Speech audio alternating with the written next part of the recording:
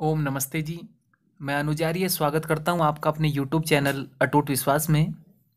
और आज इस व्याख्यान श्रृंखला में हम ईशोपनिषद के दूसरे मंत्र को, जिसमें निष्काम कर्म करते हुए 100 वर्ष जीने की बात कही गई है, तो आइए हम स्वामी शांतानंद जी से जानते हैं कि यजुर्वेद के 40वें अध्याय यानी उपनिषद का दूसरा मंत्र क्या कहता है। श्रद्धेय स्वामी जी।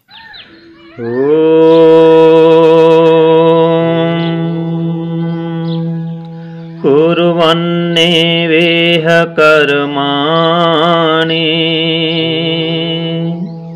जिजीविषेच्छतं समाः एवं त्वयि नान्यथेतोऽस्ति न कर्म लिप्यते नरे।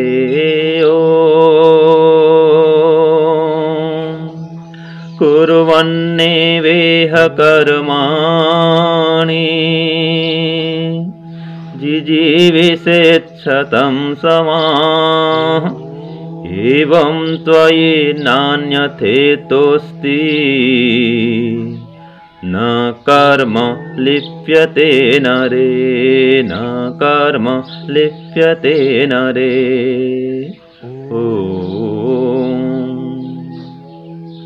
यह ईशोपनिषद का दूसरा मंत्र है।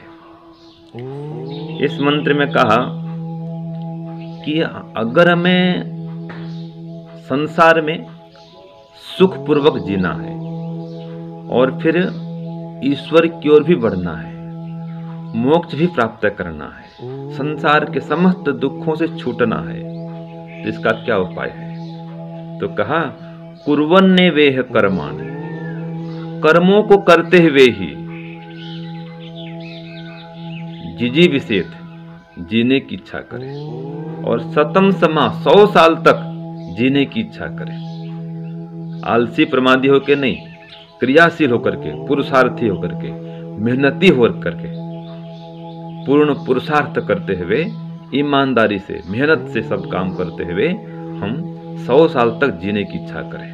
आसन, व्यायाम, प्राणायाम, ध्यान, इन सब का अनुष्ठान करते हुए, दया, दान, सेवा, परोपकार, ये सब शुभ कर्मों को करते हुए, और वो भी निष्काम भाव से। कर्म 4 प्रकार के होते हैं, योग दर्शन में बता दिया है। योग शास्त्र में महर्षि पतंजलि 4 प्रकार के कर्म बतलाते हैं: शुभ कर्म, अशुभ कर्म, मिश्रित कर्म और निष्काम कर्म। जो दान आदि है, धर्म कर्म, पुण्य कर्म, वो शुभ कर्म है। जो पाप कर्म है, हिंसा आदि, चोरी आदि, वो अशुभ कर्म है। और जिसमें दोनों का मिलावट है, कुछ शुभ भी होता है, कुछ अशुभ भी होता है, कुछ पुण्य होता है और कुछ पाप भी इसमें मिला हुआ होता है, वो मिश्रित कर्म। और निष्काम कर्म क्या है? वो शुभ कर्म जो केवल परमात्मा को प्राप्त करने के उद्देश्य से किया जाए, बदले में कोई मान सम्मान, संसार का, लौकिक धन संपत्ति, इसकी इच्छा न हो, तो केवल परमात्मा को प्राप्त करने और कराने के लिए, ईश्वर की ओर बढ़ने और बढ़ाने के लिए जो कर्म किया जाए, वो निष्काम कर्म कहलाता है। तो ऐसे निष्काम कर्म करते हुए हम 100 साल तक जीने की इच्छा करें, और वो तब संभव है जब हम ब्रह्मचर्य का ठीक ठीक पालन करेंगे। आहार, निद्रा, ब्रह्मचर्य, ये तीनों 100 साल तक जीने के लिए ठीक ठीक होना चाहिए, इनका सदुपयोग होना चाहिए। ये स्वास्थ्य के आधार है। तो जब व्यक्ति निष्काम कर्म करेगा, तो निष्काम कर्म करने से ये निष्काम कर्म उसमें चिपकेंगे नहीं। सकाम कर्म करेंगे, व्यक्ति बंधन में आता है, निष्काम कर्म करेंगे, मोक्ष में जाता है। तो एक दृष्टांत है, जैसे कि कटहल को काटते हैं और पहले हाथ में तेल लगाते हैं और काटते हैं। पपीता है, कटहल है, तो उसका जो रस है, जो उसका दूध निकलता है सफेद सफेद, वो हाथ में चिपकता नहीं है। और अगर हाथ में पहले तेल नहीं लगाए वो काटेंगे उसको, तो उसमें जो दूध निकलता है हाथ में चिपक जाता है। तो इसी प्रकार से कोई भी काम करें, पहले ईश्वर को याद करके करें कि हे ईश्वर, मैं आपको प्राप्त करने और कराने के लिए इस काम को आरंभ कर रहा हूँ। तो हर काम के आरंभ में ईश्वर को याद करें, काम के मध्य में भी, बीच बीच में भी ईश्वर को याद करते रहें और कार्य के अंत में भी ईश्वर को याद करें, उनका धन्यवाद करें। ये निष्काम कर्म है। तो निष्काम कर्म करने पर व्यक्ति बंधन में पड़ता नहीं है, वो मोक्ष में जाता है। तो इस प्रकार काम करेंगे, कर्म करेंगे तो हम कर्म से लिप्त नहीं होंगे। कर्म तो करना ही है, बिना कर्म के व्यक्ति एक पल भी जी नहीं सकता है। और कर्म 3 साधन से होता है, शरीर से तो होता ही है, वाणी से भी होता है और मन से भी। तो कर्म करने के 3 साधन है, शरीर, वाणी और मन। और इन सब से धर्म भी होता है और अधर्म भी होता है, पुण्य भी होता है तो पाप भी होता है।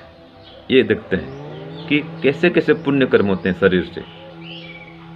रक्षा, दान और सेवा, ये तीनों शुभ कर्म है, शरीर से धर्म है। और वाणी से सत्य बोलना, मधुर बोलना, हितकारी बोलना और सार्थक बोलना, ये वाणी के धर्म है, शुभ कर्म है, वाणी के पुण्य है। और मन से दया करना, अस्पृहा माने लोभ लालच नहीं रखना, आस्तिकता, ईश्वर में आस्था, विश्वास, भक्ति ये बना के रखना, ये मन के शुभ कर्म है। ये सब वाणी, शरीर और मन के पुण्य कर्म है। ये 10 रक्षा, दान, सेवा शरीर से 3 हो गए, सत्य, मधुर, सार्थक, हितकारी बोलना वाणी से 4, 7 हो गए कुल मिलाकर के। और ये 3 दया, अस्पृहा और आस्तिकता, ये मिलाकर 10 हो गए शुभ कर्म। ऐसे 10 अशुभ कर्म भी होते हैं शरीर, वाणी और मन से। वो कौन कौन से? हिंसा करना, चोरी करना, व्यभिचार करना, ये शरीर के दोष हैं, शरीर के पाप हैं, अधर्म है। और वाणी से झूठ बोलना, निंदा करना, कठोर बोलना, व्यर्थ बोलना, ये 4 वाणी के दोष, वाणी के पाप हैं, वाणी से ये अधर्म है। और मन से द्रोह करना, स्पृहा और नास्तिकता, तो द्वेष करना, लोभ लालच करना, ईश्वर को नहीं मानना, नास्तिक हो जाना, ये मन के पाप हैं। तो 10 अशुभ कर्म या पाप कर्म शरीर से कौन कौन से? हिंसा, चोरी, व्यभिचार, ये 3। और झूठ, निंदा, कठोर और व्यर्थ बोलना, ये वाणी के पाप 7 हो गए। और 3 द्रोह, स्पृहा और नास्तिकता, ये कुल मिलाकर 10 मन के पाप हैं, मन के अधर्म हैं। और वाणी के और शरीर के तीनों मिलाकर 10 हो गए। तो शरीर से, वाणी से, मन से, तीनों से हम अशुभ कर्म नहीं करें, शुभ कर्म ही करें, और वो भी निष्काम भाव से करें तो हमें मोक्ष मिलेगा। संसार के बंधन में नहीं आएंगे, जन्म और मरण के बंधन से छूट जाएंगे। तो आज का ये संदेश यही है कि हम शरीर से, वाणी से, मन से शुभ कर्म ही करें, वो भी निष्काम भाव से कर्म करें, तो वो कर्म हम पर चिपकेंगे नहीं।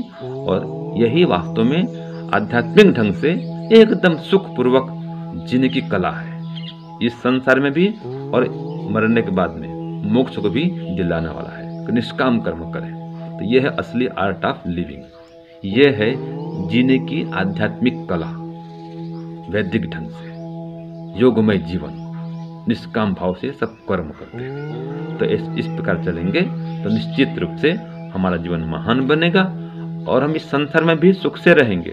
मान सम्मान मिले नहीं मिले कोई बात नहीं, हम तो ईश्वर की ओर बढ़ने के लिए काम करेंगे।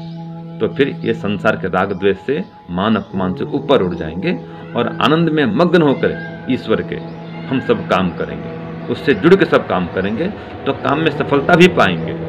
और कोई विघ्न बाधा आ जाए, अपमान हो जाए तो भी घबराएंगे नहीं, ईश्वर की ओर बढ़ते रहेंगे, उसके काम को करते रहेंगे। यही आज का सार है। ओम शांति, ओम शांति।